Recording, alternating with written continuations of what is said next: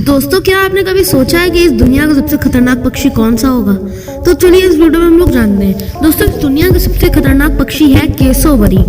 केसोवरी बहुत खतरनाक पक्षी होता है। ये शुतुरमुर्ग तथा एमू के बाद आने वाला तीसरा सबसे बड़ा पक्षी है।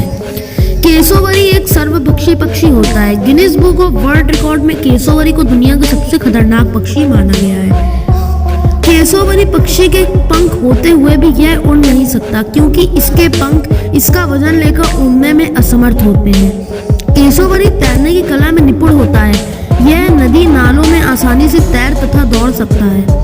यह 50 किलोमीटर प्रति घंटे की रफ्तार से दौड़ सकता है तथा यह आसानी से 2 मीटर तक उछल सकता है। तो दोस्तों, ऐसे ही अमेजिंग फैक्ट्स के लिए मेरे चैनल को सब्सक्राइब करें।